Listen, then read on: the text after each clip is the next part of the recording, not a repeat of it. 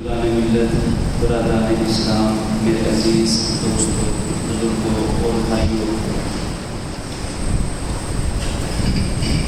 قرآن مجید فرقان حمید کی آیت مقدسہ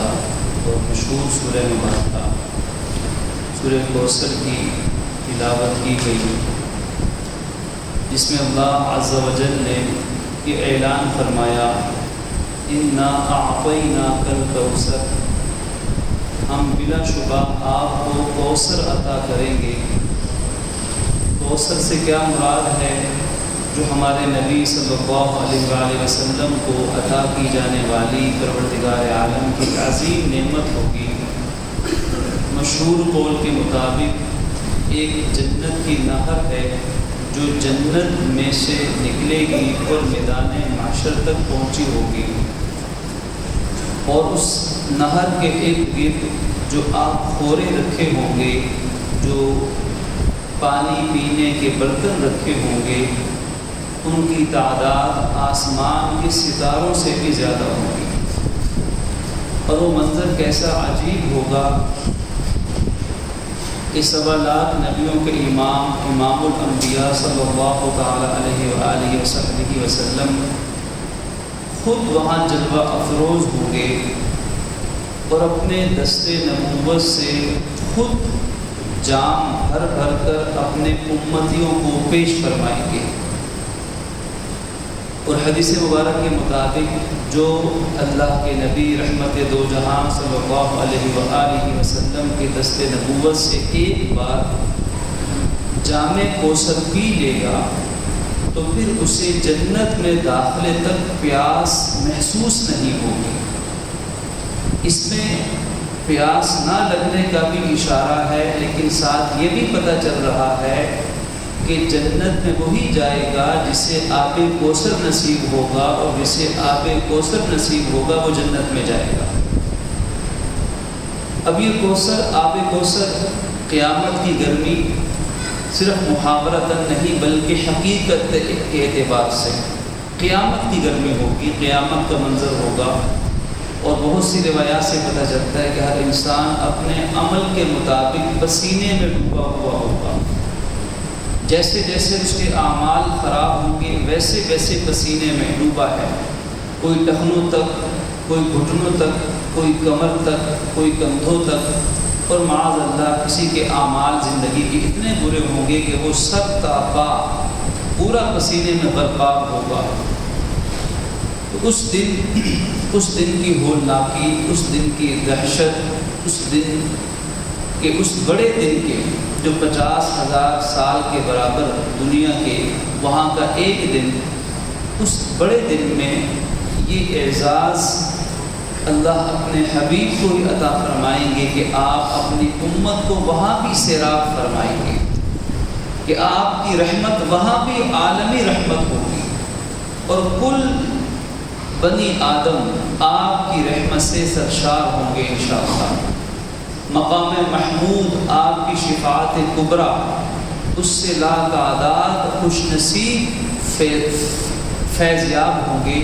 اللہ اپنی رحمت سے ہمیں بھی ان خوش نصیبوں میں شامل فرما دے۔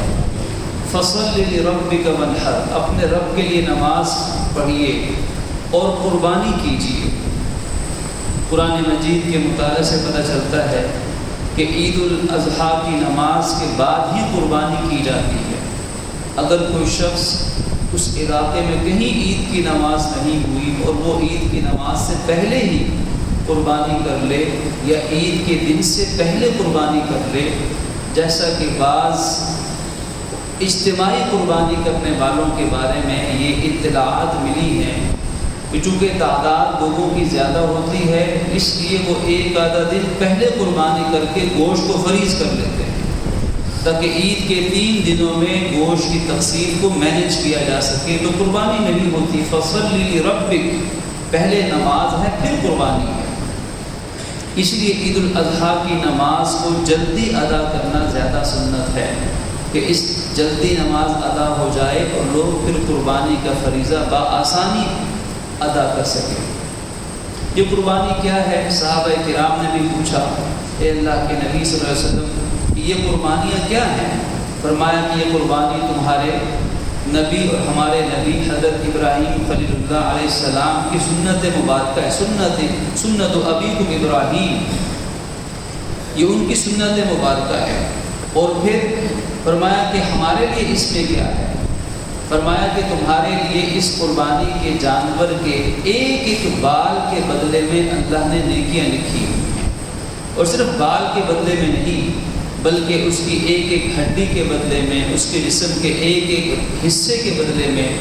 اور بعض روایات سے جو پتہ چلتا ہے کہ اگر وہ جانور فضلہ کرتا ہے، لید کرتا ہے، گوبر، اس کو بھی نیکیوں کے پلڑے میں رکھ کر بطور نیکیوں کے وزن میں شامل کر دیا جائے گا۔ اور پھر یہ خون جو جانور ذبح کرتے وقت زمین پر گرتا ہے، یہ خون زمین پر گرنے سے پہلے اللہ تعالیٰ کی بارگاہ میں شرف قبولیت پا لیتا ہے۔ لیکن کس قربانی کے لیے یہ فضیلت اور بشارت ہے؟ ہر قربانی کے لیے نہیں ہے، یہ صرف اس قربانی کے لیے یہ فضیلت اور بشارت ہے کہ جو مال حلال سے کی جائے اور اخلاص کے ساتھ کی جائے۔ اخلاص، مال حلال اور پھر سنت مبارکہ کے جتنے قریب قربانی ہوگی، جتنی سنت کے مطابقت ہوگی، مناسبت ہوگی، اتنی ہی قربانی کا ثواب انشاءاللہ اللہ رب العزت کے ہاں بڑھ جائے گا۔ اللہ پاک ہماری قربانیوں کو ایسی ہی قربانیاں بنا دے کہ جو پروردگار عالم کے ہاں قرب کا باعث بن جائے۔ قربانی قرب کا ذریعہ ہے، انسان اللہ کے قریب ہوتا ہے، اس کی دلی کیفیت، اس کے ایمان کی چاشنی اور تاثیر اس کو یہ بتا سکتی ہے کہ اس کو اللہ رب العزت کا قرب نصیب ہو رہا ہے۔ رحمت دو جہاں صلی اللہ علیہ وآلہ وسلم اپنی طرف سے بھی قربانی فرماتے اور اپنی امت کی طرف سے بھی قربانی فرماتے، اور امت کے غرباء کی طرف سے بھی قربانی فرماتے، امت کے غرباء میں بھی گوشت کو تقسیم فرماتے۔ اور آپ نے حضرت علی کو یا دیگر بعض صحابہ کو یہ وصیت بھی فرمائی کہ ہو سکے تو تم بھی میری طرف سے ایک قربانی کر دیا کرو۔ تو جنہیں اللہ توفیق عطا فرمائیں، اپنی قربانی کا پہلا واجب ادا کرنے کے بعد سب سے پہلے اپنی طرف سے قربانی، اور قربانی کا یہ مسئلہ بھی ہم جانتے ہی ہوں گے کہ قربانی کس پر لازم ہے؟ ہر صاحب نصاب مسلمان، مقیم مسلمان پر، عاقل بالغ مسلمان پر۔ جو عاقل ہے، بالغ ہے، اس پہ نماز روزہ بھی فرض ہے، اس عمر کو پہنچ چکا ہے اور اس کے پاس نصاب بھی موجود ہے، جو نصاب زکوٰۃ موجود ہے۔ قربانی کے 3 دنوں میں 10، 11، 12 ان 3 دنوں کے اندر جس کے پاس قربان زکوٰۃ کا نصاب ہو، بھلے اس پر سال نہ گزرا ہو، انہی 3 دنوں میں نصاب آ گیا ہو، تو جس کے پاس ان 3 دنوں میں نصاب زکوٰۃ پایا جائے گا اس پر قربانی لازم ہو جائے گی۔ اب چاہے گھر کے اندر ایسے بالغ، عاقل، مقیم، صاحب نصاب لوگ، چاہے وہ ایک فرد ہے، چاہے وہ 2 فرد ہیں، چاہے وہ زائد ہیں، جتنے افراد ان شرائط پر پورے اتریں گے اتنے افراد پر قربانی واجب ہوگی۔ اور جہاں تک تعلق کسی ایسی روایت کا ہے کہ ذکر ملتا ہے کہ فلاں صحابی نے قربانی اپنے گھر والوں کی طرف سے کر دی، ایک بکرا سب کی طرف سے کر دیا، تو پہلے تو اس روایت کی سند پر غور و فکر کرنے کی ضرورت ہے۔ لیکن اگر بالفرض تسلیم بھی کر لیں کہ وہ سندن وہ روایت ٹھیک ہے، تو وہ نفلی قربانی کے حوالے سے ہے۔ اگر کوئی نفلی قربانی کرتا ہے تو نفلی قربانی میں وہ اپنے آپ کو، اپنے گھر والوں کو، اپنے ماں باپ کو، اپنے محلے والوں کو، پوری امت مسلمہ کو، نفلی قربانی میں پوری امت مسلمہ کی طرف سے بھی نیت کر لی جائے تو ٹھیک ہے۔ لیکن واجب قربانی چھوٹا جانور ایک فرد کی طرف سے ہوگا، اور بڑے جانور میں گائے، اونٹ وغیرہ میں احادیث کے مطابق زیادہ سے زیادہ 7 لوگ شریک ہو سکتے ہیں، 7 سے زیادہ نہیں، زیادہ سے زیادہ 7 لوگ بڑے جانور میں شرکت کر سکتے ہیں۔ 7 حصے ڈال کر 7 افراد کی طرف سے بڑا جانور کافی ہو سکتا ہے۔ نفلی کے اندر 1 سے زائد، تو پہلے اپنی طرف سے قربانی، اپنا واجب، اب اس کے بعد چاہے وہ پوری امت مسلمہ کی طرف سے کر لی جائے، چاہے کوئی حصہ امت کے غریبوں کی طرف سے کر لیا جائے، چاہے کوئی حصہ بہتر و افضل ہے کہ نبی پاک صلی اللہ علیہ وسلم کی ذات بابرکات کی طرف سے کر دیا جائے، صحابہ اہل بیت کی طرف سے کر دیا جائے، جتنی جس کو وسعت اور آسانی ملے اتنے حصے وہ اس کی نیت کر سکتا ہے۔ اور پھر یہ جو قربانی ہے، اس قربانی کی وجوبیت کا پتہ اس سے بھی چلتا ہے کہ نبی پاک صلی اللہ علیہ وسلم نے ہر سال قربانی فرمائی، بلکہ اپنے حجۃ الوداع کے موقع پر، اپنے آخری حج کے موقع پر تو آپ نے 100 جانور ذبح فرمائے، اور فرمایا کہ جو شخص استطاعت رکھتا ہو، من وجد سعہ، جس کے پاس قربانی کرنے کی استطاعت ہو، چاہے چھوٹا مہنگا جانور، چاہے سستا جانور، چاہے ایک حصہ ہی قربانی کا ڈال لے، جس کے پاس اتنی وسعت ہو کہ وہ قربانی کر سکتا ہو لیکن وہ پھر بھی قربانی نہ کرے، وسعت اور استطاعت کے باوجود نہ کرے، تو فرمایا کہ یہ شخص ہماری عید گاہ کے قریب بھی نہ آ سکے۔ اس سے چاہیے کہ ہماری عید گاہ کے قریب بھی نہ آئے، اس لیے کہ یہ قربانی صاحب استطاعت کا کرنا یہ ہماری اسلامی تہذیب کا ایک شعار ہے، یہ اسلام کی ایک علامت ہے، ایک نشانی ہے، سنت ابراہیمی ہے، سنت محمدی ہے علی صاحب صلوات و تسلیمات، یہ مسلمانوں کی ایک علامت ہے۔ ان دنوں میں ابھی حدیث مبارک آپ کے سامنے پڑھی گئی، اللہ کے نبی صلی اللہ علیہ وسلم ارشاد فرماتے ہیں کہ ما عمل آدمی من عمل یوم النحر احب الی اللہ من احراق الدم، کہ آج کے دن کوئی بندہ قربانی سے زیادہ اللہ کا محبوب عمل انجام نہیں دے سکتا ہے۔ آج کے دن یعنی ان قربانی کے ایام میں سب سے اللہ تعالیٰ کے ہاں محبوب ترین عمل ہے وہ اللہ کا نام لے کر قربانی کی نیت سے جانور کے گلے پہ چھری چلانا۔ زمانہ جاہلیت میں کیا ہوتا تھا، ذرا ایک لمحے کے لیے وہاں بھی غور کر لیجیے کہ زمانہ جاہلیت میں لوگ بتوں کے نام کی قربانیاں کرتے تھے، لات، عزا، منات، بتوں کی بت پرستی کے طور پر، بدعت کے طور پر وقف کیا ہوتا تھا کہ یہ مادہ فلاں بت کے نام کی ہے، یہ نر فلاں بت کے نام کا ہے، اس مادہ کا حمل فلاں کے نام کا ہے، اور اللہ کا نام لینے کے بجائے بتوں کے نام پہ قربانی ہوتی تھی۔ اس رسم بد کا عملی طور پر خاتمہ کیسے کیا جاتا ہے؟ ایک بندہ مومن جب بسم اللہ اللہ اکبر پڑھ کے تکبیر کہہ کے جانور ذبح کرتا ہے تو وہ صرف تکبیر نہیں پڑھ رہا ہوتا بلکہ وہ بہت کچھ کہہ رہا ہوتا ہے۔ وہ اس تکبیر میں اللہ کی وحدانیت کی گواہی بھی دے رہا ہوتا ہے، وہ اس تکبیر میں شرک سے اور تمام شرکیہ نظریات سے، تمام شرکیہ باتوں سے، غیر اللہ کی نفی کر کر وہ توحید کا اقرار کر رہا ہوتا ہے۔ وہ حقیقت میں حضرت عبداللہ ابن عباس رضی اللہ تعالیٰ عنہما کو کی گئی حضور کی اس نصیحت اور وصیت کا عملی ثبوت پیش کر رہا ہوتا ہے جو آپ نے فرمایا تھا کہ عبداللہ اگر کائنات کی ساری طاقتیں مل کر تمہیں نفع دینا چاہیں لیکن رب نفع نہ دینا چاہے تو یقین کر لو کہ تمہیں کوئی نفع نہیں پہنچا سکتا، اور کائنات کی ساری قوتیں مل جائیں اور تمہارا نقصان کرنا چاہیں لیکن رب نہ چاہے تو سب مل کر تمہارا نقصان نہیں کر سکتے۔ یہ یقین، یہ ایمان، یہ ایقان قربانی سے ہمیں ملتا ہے، اس تکبیر سے ملتا ہے، اور ہم اپنے عمل سے یہ کہہ رہے ہوتے ہیں کہ یا اللہ یہ جانور بھی تو نے ہمارے قابو میں دیا، اس کے گلے پہ چھری چلانے کی توفیق بھی تو نے ہمیں دی، اور یہ رزق تیرا ہی ہے، ہر شے تیری نعمت ہے،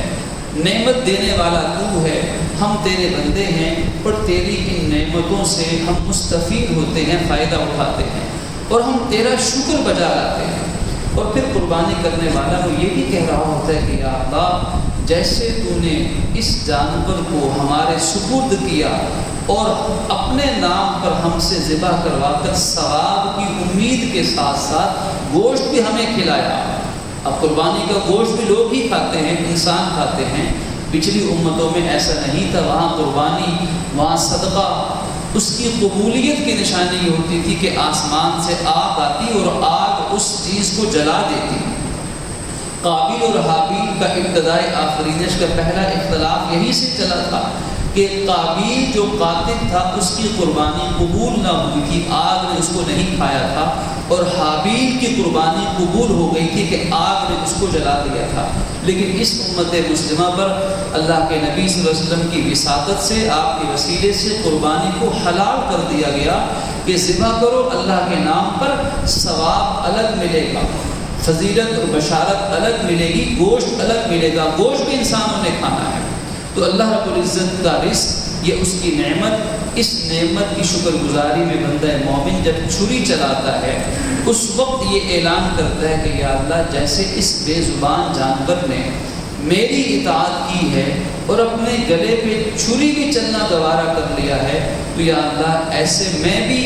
تیرے حکموں کے مقابلے پر اپنی خواہش نفس کی گردن پہ چھری چلا دوں گا۔ میری خواہش نفس کو کچھ نہیں ہے، میرا مرنا، میرا جینا، میری نماز، میری قربانی، یا اللہ سب صرف تیرے لیے ہے۔ میری زندگی کا مقصد ہے تیرے دین کی سرفرازی، میری زندگی کا مقصد ہے تجھے راضی کرنا، اور تجھے راضی کرنے کے لیے جو طریقہ تو نے عطا فرمایا وہ ہے تیرے نبی کی سیرت مبارکہ، سنت مبارکہ، میں اس پر چلتا رہوں گا۔ اب اس پر چلنے میں جو رکاوٹ آئے گی، کہیں وہ رکاوٹ اندرونی ہے کہ خواہش نفس ہے، کہیں وہ رکاوٹ بیرونی ہے کہ معاشرتی ہیں، حالات و واقعات ہیں، میں ان رکاوٹوں کی کوئی پرواہ نہیں کروں گا۔ اور اگر مجھے اس راہ پہ چلتے ہوئے کوئی کانٹا بھی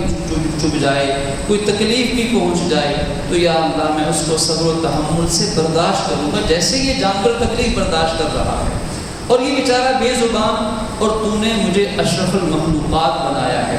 تو اس پیغام کو لے کر اللہ کی رضا کی نیت سے یہ قربانی جب کی جاتی ہے تو بلا شبہ یہ قربانی آج کے دن کا سب سے بڑا عمل قرار پاتی ہے۔ پروردگار عالم کی بارگاہ میں سب سے محبوب عمل اسے قرار دیا جاتا ہے۔ اللہ رب العزت ہمیں اپنی قربانیوں کو اسی کے مطابق بنانے کی توفیق عطا فرمائے،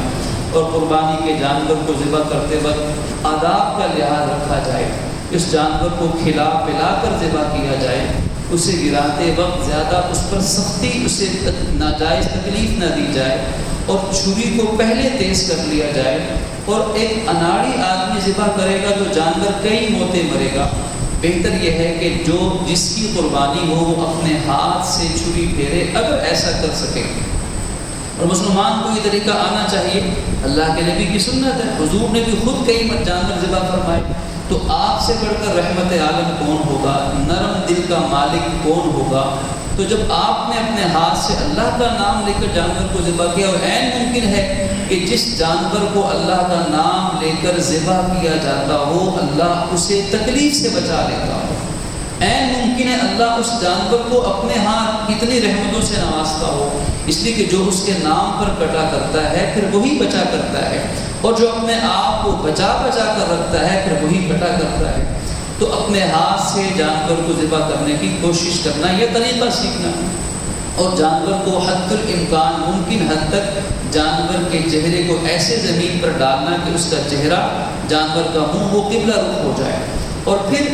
جب ذبح کرنے لگے تو بسم اللہ اللہ اکبر اس تکبیر کو پڑھنا لازم ہے، اور دل میں نیت ہو اللہ کی رضا کے لیے، اور دل میں چاہے زبان سے یا دل سے یہ کہہ دیا جائے کہ یا اللہ میری اس قربانی کو تو ایسے قبول فرما جیسے تو نے اپنے خلیل ابراہیم علیہ السلام کی قربانی قبول فرمائی، اسے ایسے قبول فرما جیسے تو نے اپنے حبیب حضرت محمد عربی صلی اللہ علیہ وسلم کی قربانی قبول فرمائی۔ اس نیت اور اس جذبے کے ساتھ قربانی کے جانور کو ذبح کرنا، اور اب اس جانور کے گلے کو کاٹنے کا کیا طریقہ ہے کہ اس کی خوراک کی نالی کٹ جائے، اس کی سانس کی نالی کٹ جائے، اس کی پانی پینے کی نالی اور رگ کٹ جائے، اور دو جو خون کی نالیاں ہیں، وہ خون کی رگیں ہیں، وہ دونوں کٹ جائیں تو بہتر ہے، وگرنہ کم سے کم ان میں سے ایک خون کی رگ ضرور کٹنی چاہیے۔ اب یہاں یہ مسئلہ سمجھنے والا ہے قابل غور کہ اس کے ریڑھ کی ہڈی کے اندر جو حرام مغز ہوتا ہے، بعض مرتبہ قصائی لوگ کیا کرتے ہیں کہ وہ اس چھری کی نوک ڈال کر اس کی ریڑھ کی ہڈی کے اندر سے، گردن کی ہڈی کے اندر سے اس حرام مغز کو باہر نکال کے چھری سے اس کو کاٹ دیتے ہیں۔ اسے کاٹنا جائز نہیں ہے، اس کا نقصان ایک تو خلاف سنت ہے، اس کا نقصان یہ ہوتا ہے کہ جو ہی وہ اس کے گردن سے کے اندر سے حرام مغز سفید جو ہے وہ رگ کٹتی ہے تو فوراً اس کا دماغ جانور کا اس کا ذہن دماغ ختم ہو جاتا ہے، جس کی وجہ سے خون کا نکلنا کا عمل سست ہو جاتا ہے یا خون بند ہو جاتا ہے، جس کی وجہ سے پھر خون جانور کا مکمل طور پر نہیں نکلتا، اور بسا اوقات اس کے خون کے اندر بدبو بھی پیدا ہوتی ہے، گوشت بھی خراب ہوتا ہے، اور گوشت کے اندر بھی خون کی بدبو پائی جاتی ہے۔ البتہ ایسا کرنے سے جانور کے گوشت کا وزن بڑھ جاتا ہے اور وہ جانور جلدی ٹھنڈا ہو جاتا ہے۔ تو اس لیے جس کو اجرت دے کر آپ نے بلایا تو اس کو یہ بھی تاکید کی جائے کہ ایسا مت کرے، بلکہ وہ 5 رگیں کھانے کی اور پینے کی اور سانس کی 3 نالیاں اور 2 خون کی رگیں، بس یہ 5 چیزیں کٹ جائیں۔ اب جانور کو چھوڑ دیں، اس کو اپنی جتنی اس کی زندگی ہے، سانسیں ہیں، وہ آرام سے خوب ٹھنڈا ہو جائے، اور پھر اس کے بعد جانور کے گوشت کی تقسیم کا مرحلہ آئے گا۔ اس تقسیم میں یہی سنت عمل ہے کہ جانور کے گوشت کو اگر کوئی شخص سارا خود رکھ لے تب بھی جائز ہے، سارا تقسیم کر دے تب بھی جائز ہے، لیکن 3 حصے کر دینا زیادہ افضل ہے۔ ایک اپنے گھر والوں کے لیے، دوسرا حصہ اپنے رشتہ داروں کے لیے، تیسرا حصہ غرباء کے لیے یا ملنے جلنے والوں کے لیے، 3 حصوں میں تقسیم کرنا۔ اور خاص طور پر جن معاشی حالات سے آج امت مسلمہ اور ہم پاکستانی قوم گزر رہے ہیں، تو یہ اللہ رب العزت کی طرف سے ایک رزق کی فراوانی کا ذریعہ ہے، تو کوشش کی جائے، پوری بھرپور کوشش کی جائے، چاہے اس میں تھوڑی محنت لگ جائے، تھوڑا وقت لگ جائے، ڈھونڈ کر ایسے غرباء تک، ایسے مساکین تک گوشت کو پہنچانے کی کوشش کی جائے کہ جن بیچاروں میں ایسے بہت سے لوگ ہیں کہ جن کے پاس پورے سال میں گوشت کھانے کا بس یہی ایک موقع ہوتا ہے، تو ایسے غرباء تک گوشت، قربانی کا گوشت پہنچانے کی حد الامکان کوشش کی جائے۔ اور پھر جو کھال یہ چیزیں ہوتی ہیں بطور اجرت کے کسی قصاب کو نہ دی جائیں، بطور اجرت کے کھال وغیرہ بطور اجرت کے اس سے دینا جائز نہیں، وہ خود استعمال کر سکتے ہیں۔ اگر اس کھال کو اس کی کوئی قالین، کوئی جائے نماز، کوئی چیز بنوا لی تب بھی ٹھیک ہے، یا کسی مستحق غریب کو صدقہ کر دی تب بھی ٹھیک ہے، یا اسے بیچ کر اس کی قیمت کسی مستحق کو دے دی تب بھی ٹھیک ہے۔ اور پھر یہ آج کا بڑا دن، یہ اللہ کا نام لینے کا دن ہے، اللہ کے نام سے عید کا آغاز ہوتا ہے، اللہ کے نام پر تلبیہ پر حج ادا کیا جاتا ہے، حج کے تمام ارکان ادا کیے جاتے ہیں، اور اللہ کا نام ہی کائنات میں بلند ہوتا ہے۔ وہ رب یہ چاہتا ہے کہ آج کے دن خوب اس کی تکبیر بیان کی جائے، خوب اس کی تحلیل بیان کی جائے، خوب اس کی تسبیح، تمجید، تحمید بیان کی جائے۔ اس لیے آج کے دن تکبیرات کا خصوصی اہتمام کرنا، اور ان آئندہ آنے والے دنوں کے اندر بھی تکبیرات کو پڑھتے رہنا۔ 13 ذوالحج کی عصر کی نماز، یعنی بدھ کی عصر کی نماز تک تو ہر نماز کے بعد تکبیر 1 مرتبہ پڑھنا یہ واجب اور لازم ہے۔ مرد پر بھی، عورت پر بھی، امام پر بھی، مقتدی پر بھی، جماعت کے ساتھ نماز پڑھیں تب بھی، گھر میں نماز پڑھیں تب بھی، خواتین گھروں میں نماز پڑھیں تب بھی، تو اس تکبیر کو کم سے کم 1 مرتبہ پڑھنا لازم، لیکن صرف نمازوں کے بعد نہیں بلکہ ہر موقع پر صبح شام جب موقع ملے اس تکبیر کو پڑھ لینا چاہیے۔ اور وہ تکبیر کیا ہے؟ اللہ اکبر، اللہ اکبر، اللہ اکبر، لا الہ الا اللہ واللہ اکبر، اللہ اکبر وللہ الحمد، اللہ اکبر کبیرہ والحمد للہ کثیرہ سبحان اللہ بکرۃ و اصیلا۔ اللہ رب العزت ہمیں توفیق عمل نصیب فرمائے۔ ابھی انشاءاللہ عید الاضحیٰ کی نماز ادا کی جائے گی، 2 رکعت نماز بغیر اذان و تکبیر کے، اور 6 جو ہے وہ زائد واجب تکبیرات کے۔ شروع میں تکبیرات کہہ دی جائیں گی، ثنا کے بعد 3 تکبیریں، اس کے بعد قرات ہوگی، پھر دوسری رکعت میں کھڑے ہوں گے، پہلے قرات ہوگی، اور رکوع میں جانے سے پہلے وہ 3 تکبیرات کہی جائیں گی۔ نماز عید کے لیے صف درست فرمائیں۔